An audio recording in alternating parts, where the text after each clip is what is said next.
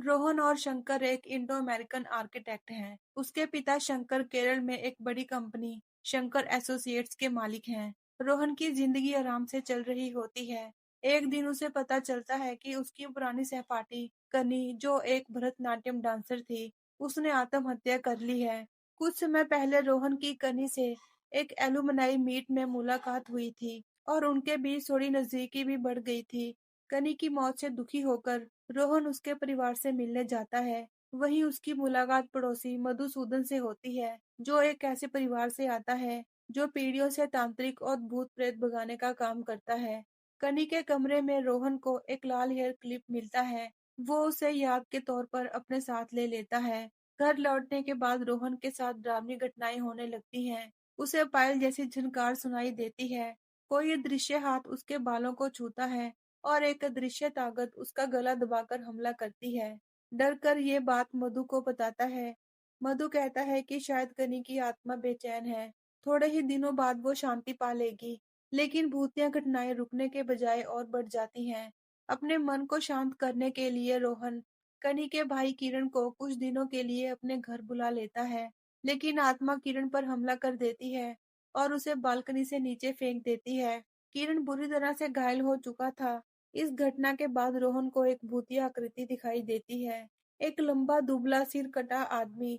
ये देखकर साफ हो जाता है कि जो आत्मा रोहन को डरा रही है वो कनी की नहीं है। मधु और मोहन मिलकर पता लगाते हैं कि ये आत्मा कौन है। वो कनी के पुराने डांस स्कूल जाते हैं, जहां उन्हें एक आदमी फिलिप के बारे में पता चलता है, जो कनी का पीछा किया करता था और उसे लेकर पागलपन की हद तक जुनूनी था। मधु को पता चलता है कि उसका असली नाम मनु फिलिप सेबेस्टियन था। वो कनी की पड़ोसन तथा नौकरानी एल्सम्मा का बेटा है। रोहन एल्सम्मा के घर जाता है ताकि मनु की जानकारी ले सके। उसे नहीं पता था मनु और फिलिप एक ही व्यक्ति हैं। घर में पहुंचकर उसे एक डरावना दृश्य दिखता है। मनु की गली हुई लाश उसके बिस्तर पर पड़ी होती है और उसने अपने पैरों में कनी की पायल पहन रखी होती है। तभी असम्मा उसे पीछे से मारकर बेहोश कर देती है। वो बताती है कि मनु कैंसर से मर गया था। उसे खुश करने के लिए उसने कनी की पायल चुरा ली थी। मनु की ठीक से अंतिम क्रिया नहीं हुई और उसकी माँ की तड़प और प्रार्थनाओं ने उसकी आत्मा को इसी दुनिया में फंसा दिया। इसी वजह से मनु की आत्मा गुस्से में भटक रही थी और रोहन पर हमला कर रही थी, क्योंकि उसने कनी का हेयर क्लिप ले लिया था। मधु किसी तरह रोहन को ढूंढकर वापस होश में लाता है। दोनों मिलकर एल्सम्मा से जूझते हैं। आखिरकार रोहन एक चाकू उठाता है और मनु के सड़े हुए पैरों में, जिस पर पायल बंधी थी, काट कर उसमें आग लगा देता है।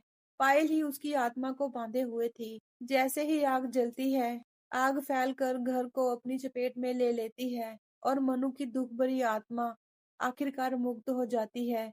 घटना के बाद मधु के पास एक आदमी जोर जाता है और उससे एक नए घर में हो रही डरावनी घटनाओं की जांच के लिए मदद मांगता है। उधर रोहन अमेरिका लौटने की तैयारी कर रहा होता है।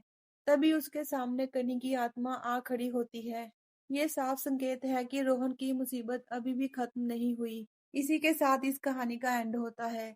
आपको ये वीडियो कैसी लगी हमें कमेंट करके बताएं। मिलते हैं अगली वीडियो में।